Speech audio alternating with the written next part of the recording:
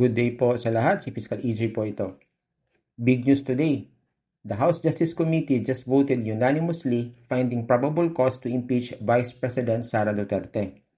One of the main grounds in the impeachment complaint is the Vice President's conditional assassination plot against the President, First Lady Liza Araneta Marcos, and former Speaker of the House Martin Romualdez.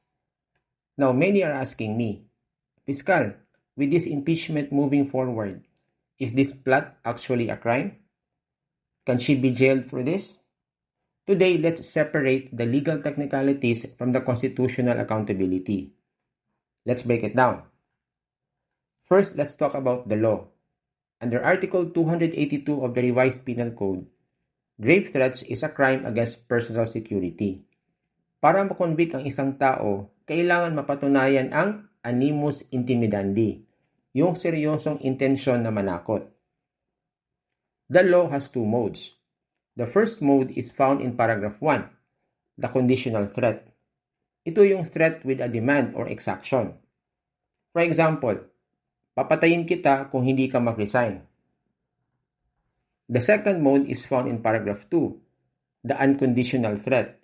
This is pure intimidation without any condition. For example, papatayin kita.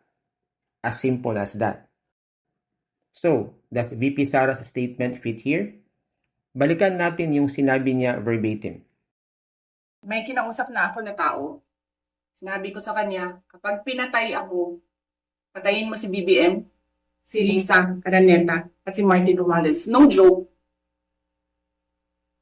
No joke. Nagbilin na ako, ma'am. Pag namatay ako, sabi ko, huwag ka tumigil hanggang hindi mo mapatay sila. Then he said yes. Sa criminal law, kulang ito ng exaction. Sa paragraph 1, dapat may demand sa biktima, meaning do this or else I will do that.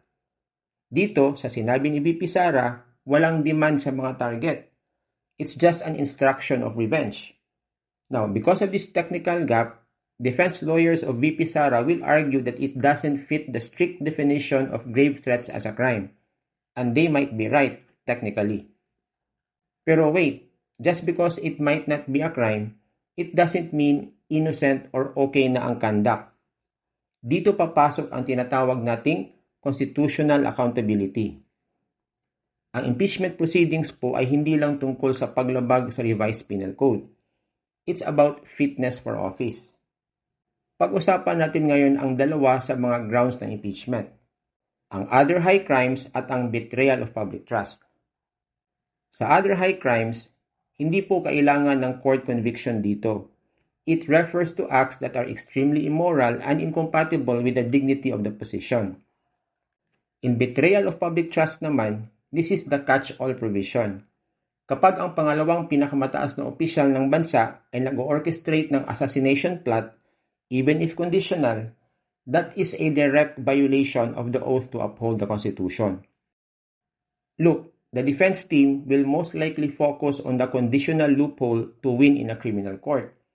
Pero in the court of public opinion and in cases of impeachment, that condition is exactly what makes the statement dangerous.